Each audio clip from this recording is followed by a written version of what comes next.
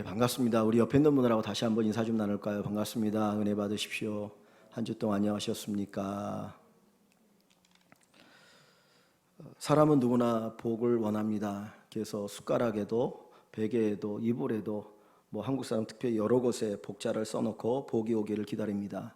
그런데 복을 주시는 분은 누구입니까? 우리 예수 믿는 사람은 분명히 아는 것은 하나님이 복을 주신다. 왜냐하면 창세기 1장에 하나님이 인간을 창조하시고 인간에게 복을 주셨다 말씀하셨고요. 또 안식일에 하나님이 복을 주셨다라고 말씀하십니다. 내가 복을 받기 원해도 하나님이 복 주시지 않으면 복을 받을 수 없고, 복을 받을 만한 그런 자격을 갖지 않으면 우리가 복을 받을 수 없는 것입니다. 오늘 시편 128편에 보면 하나님께서 경건한 자에게 복을 주신다.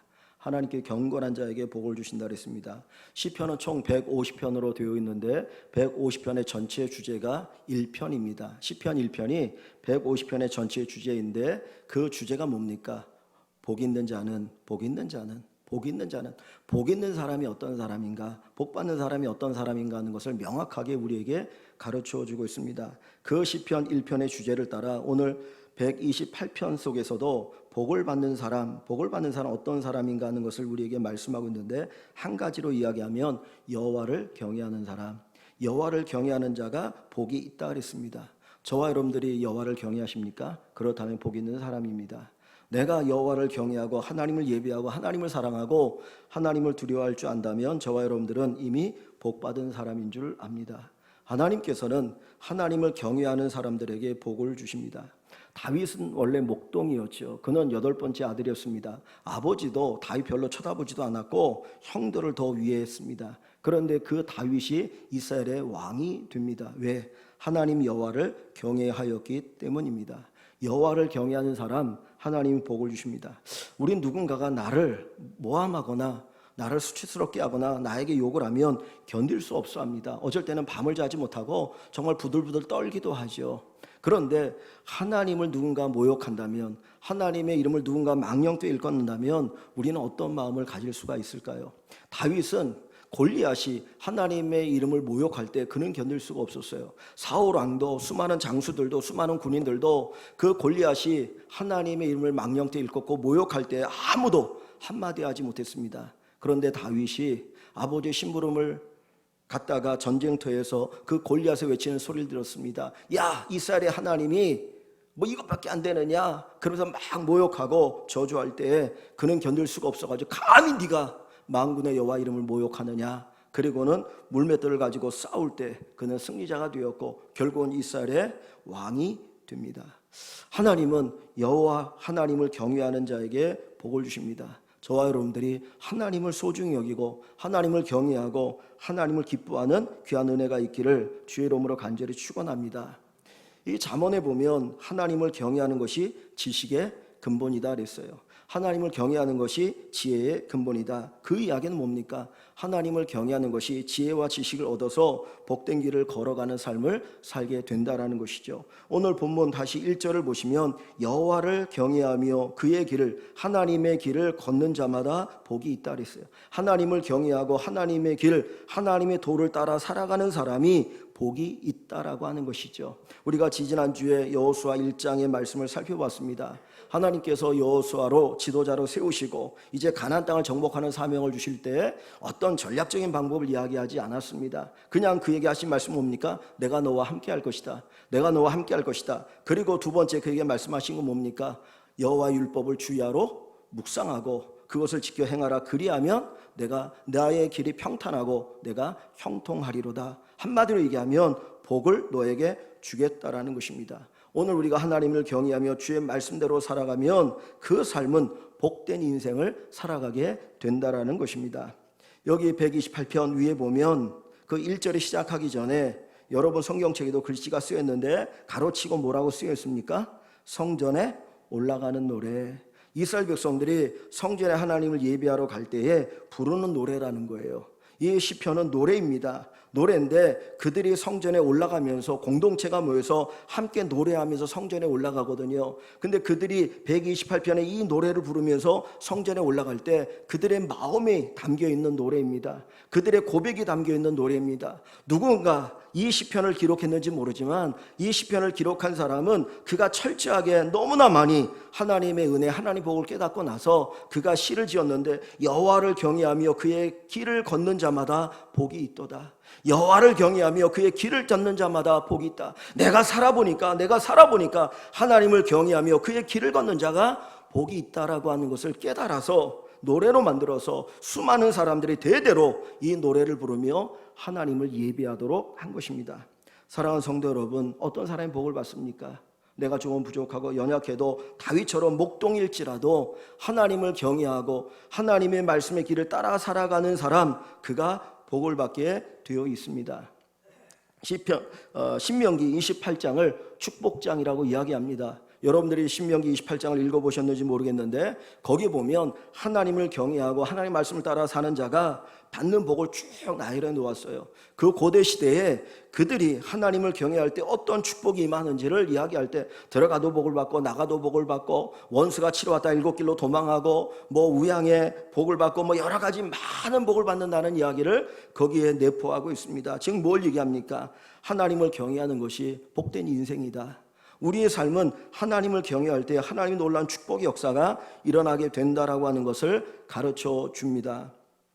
지난 주간에 그 여의도 순복음교회 조윤기 목사님이 소천하셨죠. 많은 분들이 애도하고 안타까워하고 그분의 어떤 업적, 그분이 이 땅에서 하나님의 사역을 감당하면서 이루었던 많은 것들을 생각하게 만듭니다. 근데 그분이 원래 처음 신약을 할 때에 폐병으로 인해서 정말 죽는 위기 가운데서 하나님의 은혜를 경험하고 저기 은평구 대조동에서 천막 치고 그리고 교회를 시작했습니다. 그 당시 대부분 다 그렇게 시작을 했어요. 그런데 하나님께서 은혜를 주셔서 교회가 성장하면서 서대문으로 옮겼고 수많은 사람들이 모여들었고 결국 여의도에 이제 순복음교회를 세우고 숫자적으로는 70만 제적이라고 하는데 세계에서 가장 큰 교회를 이루었습니다. 근데 그 순복음교회 조영기 목사님의 그 설교, 그 신학을 한마디로 얘기하면 삼박자 구원이라고 그래요. 삼박자 구원.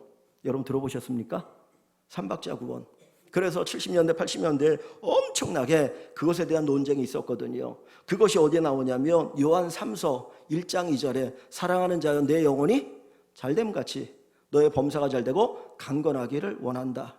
내 영혼이 잘되고 범사가 잘되고 강건한 것, 이것이 하나님 주시는 삼박제의 구원이라는 거예요. 그래서 이 삼박제의 구원을 엄청나게 외쳤고 그 복음을 듣고 그 설교를 듣고 수많은 사람들이 몰려들었는데 진짜 그 믿음 가운데서 하나님의 큰 은혜를 경험한 사람들도 많이 있었고 그래서 체험을 가지고 하나님을 섬기고 큰 교회가 된 것을 볼 수 있습니다. 우리가 분명히 아는 것은 하나님을 경외하는 사람들에게 하나님께서 복을 주신다는 거죠. 믿으십니까? 예. 하나님을 경외하는 자들에게 하나님 복 주셔요. 우리가 예수 믿는 이유가 어디 있습니까? 복 받기 위함이에요. 복 받기 위해서 우리는 예수 믿는 겁니다. 내가 구원받는 것도 복 받은 것이고요. 우리가 천국 가는 것도 복 받는 것이고요. 우리가 이 땅에서 여러 가지 누리고 살아가는 것 다 복 받는 것이라는 거예요. 그래서 하나님의 복을 받기 위해서 우리가 예수를 믿습니다. 어떤 사람은 좀 고상하게 해서 복 받기 위해서 예수 믿는다고 그러면 기복신앙이라고 해가지고는 거절하는 사람이 있어요. 근데 기복신앙과 내가 하나님 앞에 경건한 삶을 하나님 경외할 때 복을 받는다라고 하는 건 다른 거예요. 기복신앙은 오직 복을 구하는 게 기복신앙이고 사주팔자보고 보면서 그거에 미쳐있고 마치 기독교를 그런 관점에서 바라볼 때 그건 기복신앙이에요. 그런데 하나님을 잘 믿으면 하나님 복 주신다. 그것은 기복신앙이 아니고 성경의 원리입니다. 하나님은 우리가 하나님을 섬길 때 우리에게 복을 주셔요. 그래서 이스라엘 백성들은 그것을 경험했고 그것에 대한 믿음을 가지고 성전을 향해 올라갈 때 하나님께 예배드리러 나올 때 그들은 이 찬양을 부르면서 나왔다라는 것이죠. 근데 여러분 이 128편 앞에 있는 127편도 성전에 올라가는 노래라고 기록되어 있어요. 성전에 올라가는 노래. 그러니까 128편만 아니라 이 앞에 있는 여러 노래들이 성전에 올라갈 때 공동체가 함께 하나님 앞에 부르는 찬양이고 노래인데 여러분 127편 앞부분에 보면 뭐라고 쓰여 있습니까? 누가 지은 시예요? 솔로몬의 시라고 써 있어요. 솔로몬의 시, 즉 이야기는 솔로몬이 지은 시라는 거예요. 시편의 상당수가 누가 지었는지 잘 모르는 시들이고 다윗이 지은 시도 있고 모세가 지은 시도 있고 등등 이렇게 저자를 알 수 있는 시들이 있는데 그 중에 하나가 127편은 솔로몬이 지은 시인데 성전에 올라가면서 부르는 시라고 기록되어 있습니다. 그런데 여러분 거기 1절에 보면 솔로몬이 뭐라고 이 시를 지었습니까? 여호와께서 집을 세우지 아니하시면 세우는 자의 수고가 헛되며 여호와께서 성을 지키지 아니하시면 파수꾼의 깨어 있음이 헛되도다. 너희가 일찍 일어나고 늦게 누우며 수고의 떡을 먹음이 헛되도다. 솔로몬은 하나님이 엄청난 복을 받은 사람 아닙니까? 사실 솔로몬은 왕이 될 위치가 아니었죠. 그는 다윗의 10번째 아들이었기 때문에 위로부터 찾아 내려온다면 왕이 될 위치가 아니었어요. 그런데 하나님이 솔로몬을 왕으로 세우셨습니다. 그가 왕이 되고 나서 그가 어떻게 감당해야 될지 모르니까 하나님 앞에 1000번째 제사를 드리고 하나님이 꿈에 나타나셨을 때 하나님께서 야 내가 너에게 뭘 줄까? 너 내게 구해 그럼 내가 너에게 줄게 라고 얘기하시죠. 그때 솔로몬이 뭘 얘기합니까? 하나님 나는 어린아이라 이 백성 이 나라를 다스릴 힘이 없습니다. 지혜가 없습니다. 내게 지혜를 주십시오. 그때 하나님이 그에게 지혜를 주시고 많은 복을 더하여 주셨다 그랬습니다. 그래서 솔로몬이 그때부터 점점점 나라가 발전하고 성장하고 정말 큰 임금이 됩니다. 그런데 중간 어느 순간부터 솔로몬이 타락하기 시작합니다. 그가 왕이 되어서 전적으로 하나님을 의지해야 되는데 하나님 의지하지 않고 그때부터 이제 주변 나라들과의 어떤 역학관계를 생각하면서 그것에 관심을 갖기 시작한 거예요. 그래서 하나님 그가 왕이 되어서 아내를 얻을 때 누구를 얻어야 됩니까? 믿음의 사람 이스라엘 여인을 얻어야 되는데 솔로몬이 얻은 아내가 누구예요? 애굽의 공주였어요. 애굽의 공주뿐만 아니라 그에게는 부인이 700명이 있었는데 주변에 있는 나라의 공주의 딸들 나름대로 유력한 그 나라의 딸들을 데려다가 자기 아내로 삼은 거예요. 그러면서 주변과의 어떤 조약관계를 맺어서 나라를 튼튼하게 하겠다. 그러면 이 나라가 부강할 것이다라고 생각했죠. 그런데 그냥 그 관계만 혼인관계만 맺어진 게 아니라 그 여인들이 예루살렘에 와서 솔로몬에게 뭘 얘기합니까?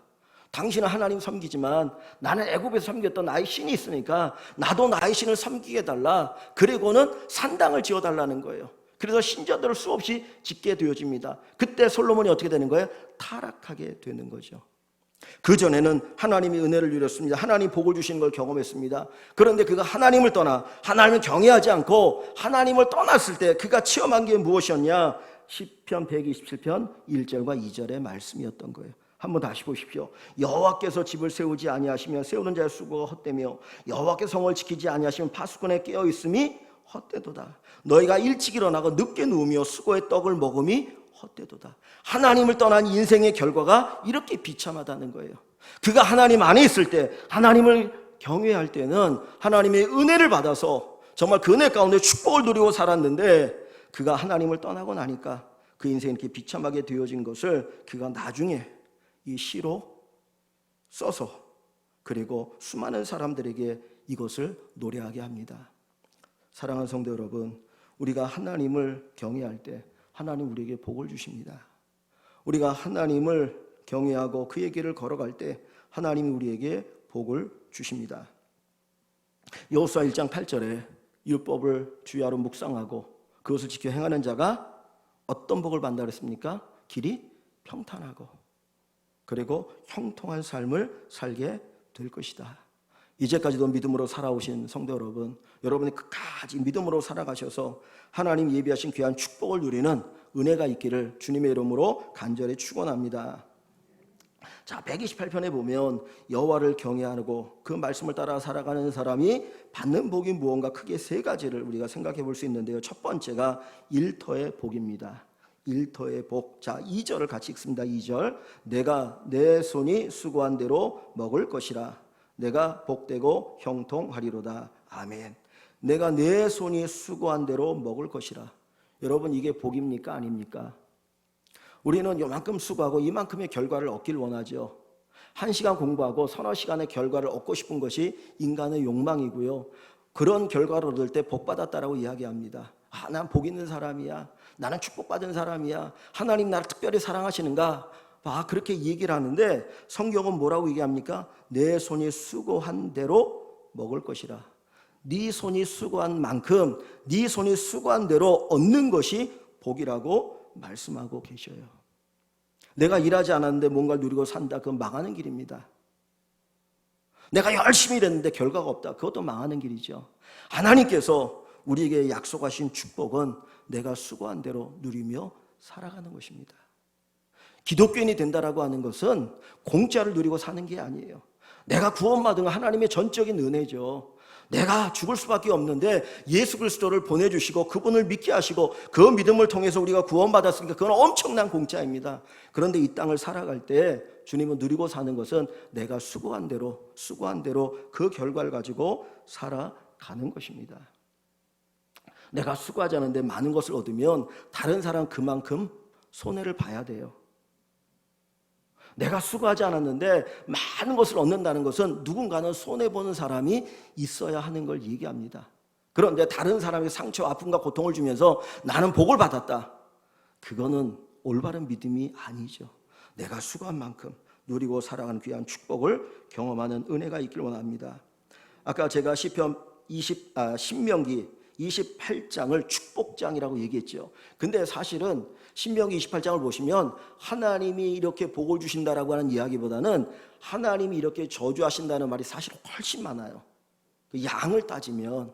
그런데 사람들은 축복만 생각하고 그래서 축복장이라고 얘기하는데 어떻게 보면 저주장, 징계장이라고 얘기할 수도 있거든요. 그런데 신명기 28장에 보면 이런 말씀이 7번 반복해서 기록되어 있는데 내 손이 하는 모든 일에 복을 내리시리라.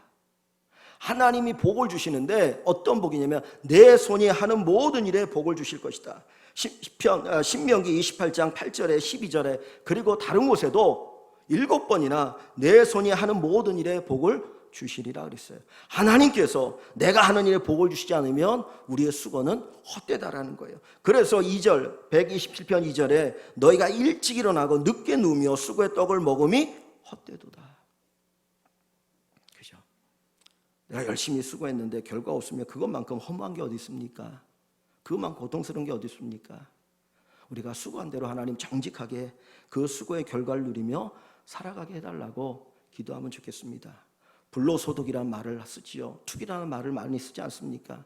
불로소득, 투기, 그게 얼마나 많은 사람들에게 고통을 가져다 줍니까? 그 젊은 사람들이 결혼을 포기하고 집 장만한 거 포기하고 완전히 사람을 피인으로 만들 수 있잖아요. 그런데 갑자기 집값이 몇 배 뛰면은 복 받았다고 하나님이 축복해 주시고 내가 이렇게 복을 받았다. 이거는 하나님의 복 주심이 아니죠. 엄밀하게 따지면. 왜냐하면 그만큼 수많은 사람들을 고통스럽게 하는 것이니까. 우리가 기억해야 될 건 뭡니까? 수고한 만큼의 결과를 얻는 것이 복이더라. 그 EBS 교육방송을 보면 길 위의 인생이라고 하는 프로그램이 있습니다. 이건 다큐멘터리인데 이제 동남아시아의 가난한 나라들 또는 아프리카의 가난한 나라들의 정말 그 길 위에서 힘겹게 살아가는 사람들의 이야기를 이렇게 담아놓은 영상이에요.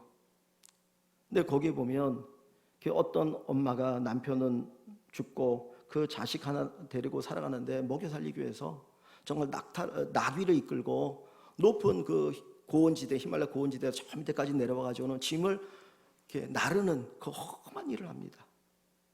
그러면서 그 아이를 기르거든요. 근데 하루 종일 일해서 받는 돈이 정말 얼마 안 돼요. 너무 작은 돈. 참 그걸 때 너무 가슴이 아프더라고요. 아프리카에서 아이들이 학교도 가지 못하고 6살, 7살, 8살 되는 아이들이 그 언니 오빠 따라가지고는 채석장이니까 돌 깨는 일을 해요. 그 요만한 돌을 가지고 그거를 망치로 계속 두드려가지고 그걸 잘게 부숩니다. 그걸 잘게 부숴가지고 모르겠어요. 그 콘크리트 해가지고 모래에다 섞어가지고 콘크리트를 하기 위해서 하는지 그거 잘게 부수는데 하루 종일 부수면 그 아이들이 받는 돈이 1,000 얼마더라고요. 그 가지고 힘겹게 살아가는 삶을 보면서 수고한 대로 먹고 마시고 누리는 거 얼마나 큰 축복인가. 우리가 1시간 일할 때 2시간 일할 때 우리가 누리는 소득이 있지 않습니까? 비교해서 저 사람은 이만큼 받는데 나는 이것밖에 안 돼. 비교하면 원망도 나오고 불평도 나오지만 그러나 우리가 그만한 소득을 누리고 산다는 것이 한쪽으로 하나님의 큰 은혜임을 우리는 감사하게 됩니다. 많은 사람들이 불로소득을 일확천금을 누리려고 하다 보니까 젊은 사람들 가운데 그냥 직장생활 제대로 안 하고 이렇게 살아가는 사람 많이 있거든요. 참 그거 보면 가슴이 아픕니다. 하나님께서 우리에게 어떤 복을 주셔요? 일터에 복을 주셔요. 일터에서 복을 받는 은혜가 있기를 원합니다. 내가 열심히 일하고 거기에 대한 대가를 누리고 살아가는 귀한 축복이 우리 모든 성도 여러분들에게 있기를 주의 이름으로 간절히 축원합니다. 두 번째로 하나님이 우리에게 주시는 복은 가정의 복입니다. 가정의 복. 자, 128편 3절을 보겠습니다. 128편 3절 말씀을 같이 읽어봅니다. 내 집 안방에 있는 내 아내는 결실한 포도나무 같으며 내 식탁에 둘러 앉은 자식들은 어린 감람나무 같으리로다. 아멘. 자, 여호와를 경외하는 자에게 복이 있다 그랬으니까 이 3절이 의미하는 게 무엇이겠구나라고 대충 짐작은 하죠. 그 내용이 뭐겠습니까? 가정에 하나님께서 복을 주시는구나, 화목한 가정을 이루게 하고 뭔가 열매가 풍성한 가정을 이루게 하시겠구나 하는 것을 우리가 짐작할 수 있어요. 하나님께서 경건한 자들에게, 하나님을 경외하는 자들에게, 말씀으로 사는 사람들에게는 가정에 복을 주시는데, 그 가정에 화목한 가정, 그리고 뭔가 열매가 있고 부모와 자녀 간에 사랑이 흐르는 그 가정이 되게 하여 주심을 보여주고 있습니다. 먼저 3절에 보면 내 집 안방에 있는 내 아내는, 그래서 내 집 안방에 있는 내 아내는 결실한 포도나무 같으며, 안방에 있는 아내라고 하는 것은 부부의 금슬이 좋다 뭐 이런 의미입니다. 금슬이 좋다는 말을 써도 되는 건가요? 부부 안에 사랑이 충만한 거예요. 남편이 아내를 사랑하고 아내가 남편을 사랑하고, 성경이 얘기하는 것처럼 아내가 남편에게 복종하고 남편이 아내를 사랑하되 자기 목숨을 내어놓는 것처럼 사랑하는 그런 깊은 사랑의 관계가 있는 부부 관계를 이야기할 때 내 집 안방에 있는 내 아내란 말을 쓰고 있어요. 그 아내는 결실한 포도나무 같으며, 포도나무 자체는 가지도 그렇게 굵지 않잖아요, 그죠? 가지도 굵지 않잖아요. 근데 거기에서 많은 포도 열매가 맺히거든요. 그러니까 아내를 통해서 열매가 맺히는데 그 열매가 뭐겠습니까?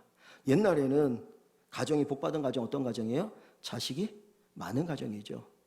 자녀가 많으면 그 가정은 복받은 가정인 거예요. 그러니까 여기 결실한 포도나무 같으며라고 하는 것은 자식들도 많이 있고 아내가 건강하고 부부가 행복하고 사랑이 넘치는 그런 가정의 모습을 이야기하고 있는 것입니다. 제가 학교 다닐 때 1980년 말 90년 초에는 가정에 관한 책들이 거의 없었어요. 기독교 가정에 대한 이야기가 거의 없었는데, 그때 나온 책이 어떤 책이었냐면 월터 트로비치라고 하는 분이 쓴 책인데, 나는 너와 결혼하였다.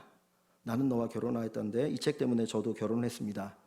근데 이 월터 트로비치가 쓴 나는 너와 결혼했다는 이 책의 내용이 뭐냐, 간단하게 얘기하면 거기에 이제 삼각형의 그림이 있어요. 삼각형이 이렇게 안전하잖아요, 그죠? 제일 안전한 게 삼각형 아닙니까, 도형 중에?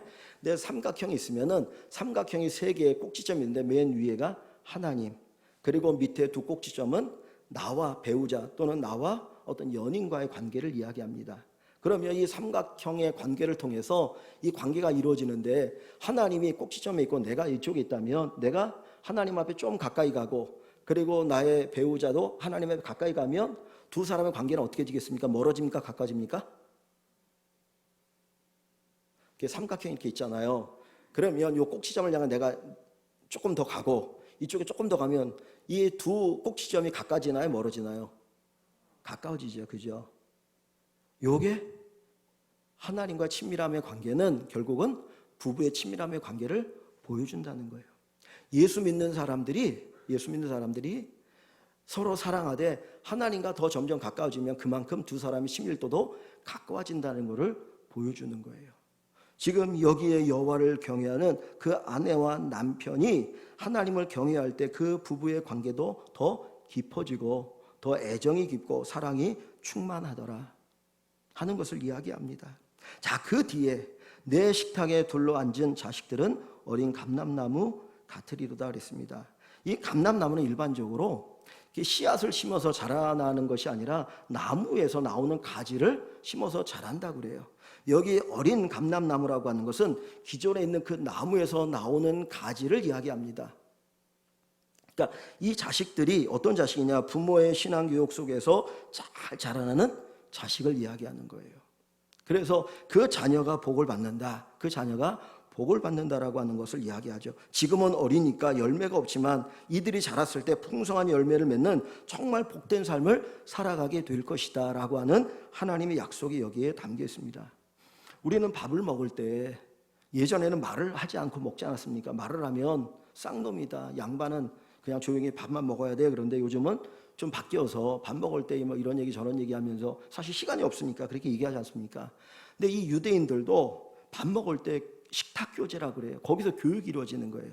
밥 먹으면서 부모가 자녀에게 교육을 합니다. 신앙의 교육을 하고 말씀의 교육을 하는 거예요. 그러면 여기에서 내 상에 둘러 앉은 자식들은 그것은 함께 밥을 먹는 사랑스러운 모습이기도 하지만 여기에서 뭐가 이루어지고 있어요? 신앙 교육이 이루어지고 있는 거예요. 부모가 자녀에게 신앙 교육을 하고 있고 그 신앙 교육 속에서 이 자녀가 말씀의 사람을 자라니까 결국은 이 가정은 어떤 가정이에요? 화목한 가정, 복된 가정이 되어질 수가 있는 것이지요. 하나님을 경외하면 하나님께서 이 가정에 은혜를 베풀어 주시고 복의 복을 더하여 주십니다.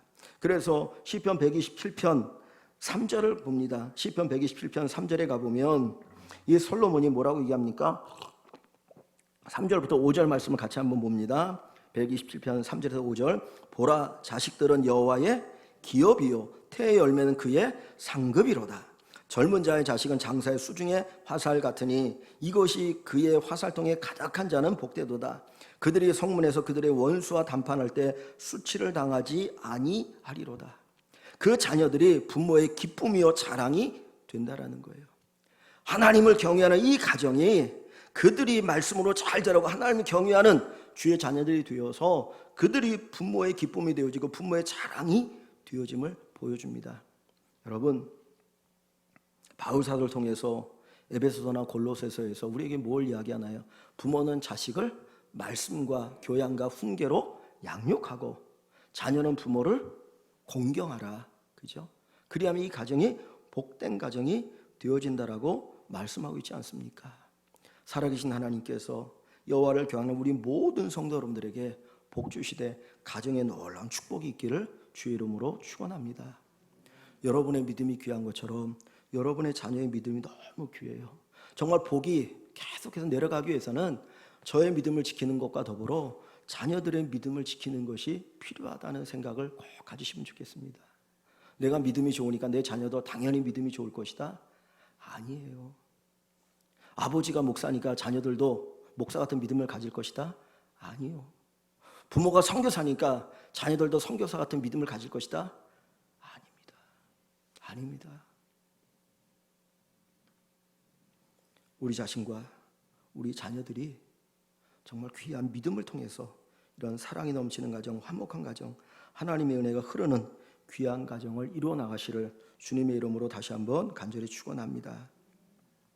오늘날에는 핵가족 시대 아닙니까? 핵가족 시대를 넘어서 1인 가족 시대, 그저 결혼 안 하고 혼자 살아가는 이 시대가 되었어요. 참 안타깝습니다. 너무나 안타까운데 결코 성경적인 원리는 아니에요. 성경적인 원리가 아닙니다. 결혼해서 가정을 이루고 경건한 자손을 낳는 것이 성경이 우리에게 원하시는 것이고 인간을 복되게 하는 길입니다. 그런데 경제적인 것 때문에 또는 쾌락을 따라서 가정을 포기하는 일들이 많이 있지요. 근데 또 때로는 이제 나이가 드셔서 혼자 계시는 분들도 있거든요. 근데 성경이 우리에게 또 다른 가족을 허락해 주셨어요. 예수님께서 이렇게 말씀을 전하실 때 예수님의 어머니와 형제들이 예수님을 찾아왔습니다. 밖에서 예수님을 만나려고 할 때 제자들이 예수님에게 이야기하죠. 예수님, 어머님과 형제들이 왔습니다. 어떻게 하면 좋을까요? 이렇게 물었더니 주님이 하신 말씀, 누가 내 어머니고 내 형제냐? 누가 내 어머니고 내 형제냐? 여기 있는 너희들이 나의 부모고 나의 형제다라고 이야기하셔요. 뭘 얘기합니까? 영적인 가족을 이야기합니다. 우리에게 혈육의 가족이 있을 뿐만 아니라 영적인 가족이 있다는 거예요. 그래서 우리 교회 안에서 영적인 가족의 이 화목함, 이 은혜를 누리며 살았으면 좋겠습니다. 여기에도 우리 어르신들 많이 계신데 우리 어른들 외롭지 않고 교회 안에 성도들 통해서 정말 또 사랑도 경험하시고 또 위로도 받으시고 공경도 받으시고 또 젊은 사람들은 정말 내 자식처럼 우리 어른들이 또 그 아이들을 위해서 기도해주고 정말 이렇게 쓰다듬어주고 보듬어주고 용기도 주시고 그래서 정말 하나님 기뻐하는 이 하나의 가족을 이루어가기를 소망합니다. 초대교회가 뭐 구제도 많이 하잖아요. 자기 것을 팔아서 구제하는데 왜 그렇습니까? 가족이기 때문이에요. 가족이라고 생각하니까. 저 사람이 나하고 예수 안에서 한 가족이 되었다. 그러니까 나눌 수 있었던 것이거든요. 그것이 없으면 결코 나눌 수가 없습니다. 그래서 하나님을 경외하는 가운데 우리가 가정의 복, 또 교회의 믿음의 성도들의 복을 받는 축복을 경험하길 소망합니다. 마지막 세 번째로 여호와를 경외하는 자들에게 주시는 복이 있는데 공동체의 복입니다. 공동체의 복. 자, 5절과 6절 한번 봅니다. 5절과 6절을 같이 읽어봅니다. 여호와께서 시온에서 내게 복을 주실지어다. 너는 평생에 예루살렘의 번영을 보며 내 자식의 자식을 볼지어다. 이스라엘에게 평강이 있을지로다. 아멘. 자, 5절을 보시면 여호와께서 시온에서 내게 복을 주실지어다. 시온은 어디를 가리킵니까? 예루살렘이에요. 예루살렘을 시온이라고 얘기하는데 조금 더 정확하게 얘기한다면 성전이 있는 그곳을 시온이라고 얘기합니다. 여기 시온은 성전을 가리키는 것이죠. 엄밀하게 따지면 시온에서 내게 복을 주신다는 게 뭡니까? 하나님을 경외하며 예배할 때 하나님 우리에게 복을 주시는 거예요. 예배라는 거 하나님 높이는 거잖아요. 우리가 일상의 삶 속에서 하나님 높이고 살아가면 하나님 복을 주신다는 이야기를 1절에서 4절에서 그리고 여기 5절 앞부분에 똑같이 표현만 달리해서 하고 있습니다. 그런데 그 뒤에 보시면 뭐라고 말합니까? 너는 평생에 예루살렘의 번영을 보며 그랬어요. 예루살렘이라고 한 도시지만 하나의 공동체거든요. 예루살렘의 번영을 본다. 예루살렘의 공동체의 번영과 축복을 경험하게 되는 거예요. 나 혼자 복을 받겠다라고 얘기하지만 주변이 복을 받지 못하면 나도 복을 받을 수가 없어요. 우리 교회 안에 이렇게 가게를 운영하고 뭐 사업을 하신 분들이 있는데 거래처가 안 되면 나도 안 돼요. 그죠? 거래처가 잘 돼야 내 사업이 잘 되는 것이지 거래처가 안 되면 내 사업이 안 되게 돼 있거든요. 그래서 지금 경제라고 하는 거는 어느 하나가 딱 멈추면 전 세계가 멈춰버리는 거 아닙니까? 어느 하나가 멈추면 전 세계가 멈춰버린 거네요. 왜냐하면 이건 톱니같이 돌아갈 수밖에 없어요. 그러니까 자기 이기주의만 가지고 나만 복 받으면 된다라고 하는 생각은 결코 자기의 복이 되지 않고 오히려 전 세계를 망하게 하는 것, 공동체를 망하게 하는 것이 될 수 있습니다. 그래서 하나님께서는 너는 평생에 예루살렘의 번영을 보며 예루살렘이 번영할 때 너도 복을 받는 것이죠. 나라가 튼튼하고 국가가 튼튼하고 모든 국민들이 잘 살아야 나도 함께 잘 사는 것이지 사람들이 잘 살지 못하면 나 혼자 잘 살 수가 없거든요. 여기 5절, 6절에도 보면 내 자식의 자식을 볼지어다. 그래서 자식의 자식을 볼지어다. 자식의 자식을 보기 위해서는 어떻게 됩니까? 내가 장수해서 오래 사는 것도 중요하지만 공동체가 튼튼해야 자식의 자식을 볼 수 있는 거예요. 옛날엔 전쟁이 심했거든요. 껐떡하며 전쟁을 했는데 전쟁에서 망하고 죽으면 자식의 자식, 자손을 볼 수가 없는 거예요. 그러니까 하나님께서 공동체에 복을 주실 때 그 복이 결국 나의 복이 되어진다. 여러분, 믿음의 사람을 통해서 경건한 사람을 통해서 하나님께서 공동체에 복을 주십니다. 야곱이 장자의 축복을 받고 형 에서가 두려워서 삼촌 라반의 집에 가죠. 근데 라반이라는 사람은 복 받을 만한 사람이 사실은 안 돼요. 얼마나 지독한 사람인데. 그런데 그 야곱으로 인하여 하나님이 그의 집에 복을 주시더라. 야곱으로 인하여 그의 집에 복을 주시더라. 요셉이 형들의 미움을 받고 노예로 애굽에 팔려갔습니다. 보디발의 집에 노예가 되었는데 그 요셉으로 인하여 보디발의 집에 복을 주시더라. 요셉에게 모든 걸 주관하게 한 때부터 하나님이 거기에 복을 주시더라고 이야기합니다. 오늘 우리가 이 시대를 향하여 원망하고 불평하는 것이 아니라 한탄하는 것이 아니라 하나님 제가 축복의 통로로 쓰임받게 해주십시오. 우리가 축복의 통로로 쓰임받기를 원합니다라고 하는 이 고백을 가지고 경건하게 살아가서 이 사회를 바꿨으면 좋겠습니다. 정직한 사람들이 가득한 세상, 열심히 일하면 그만큼의 대가를 누리고 살아가는 세상을 만드는 것, 그것이 바로 우리 그리스도인들이 이 세상 속에서 해야 되는 일들이죠. 누가 할 수 있습니까? 여호와를 경외하는 사람. 그래서 하인들에게 주인을 섬길 때 뭐라는 건 눈가림만 하지 말고 그들에게 열심을 다하라. 주인들에게는 너희 위에 하나님이 상전인 것을 기억하면서 그렇게 사람들을 대하라고 말씀합니다. 여호와를 경외하는 사람이 많아지면 많아질수록 그 공동체는 분명히 달라질 것이고 하나님의 복을 받아 누리게 되어질 줄 압니다. 우리 모든 일광의 식구들로 말미암아 이 사회가 복을 받는 귀한 축복이 있기를 주님의 이름으로 간절히 축원합니다. 우리 128편 1절부터 마지막 절, 이 말씀을 한번 같이 읽고 말씀을 마치겠습니다. 같이 읽습니다. 여호와를 경외하며 그의 길을 걷는 자마다 복이 있도다. 내가 내 손이 수고한 대로 먹을 것이라. 내가 복되고 형통하리로다. 내 집 안방에 있는 내 아내는 결실한 포도나무 같으며 내 식탁에 둘러앉은 자식들은 어린 감람나무 같으리로다. 여호와를 경외하는 자는 이같이 복을 얻으리로다. 여호와께서 시온에서 내게 복을 주실지어다. 너는 평생에 예루살렘의 번영을 보며 내 자식의 자식을 볼지어다. 이스라엘에게 평강이 있을지로다. 아멘. 기도합니다.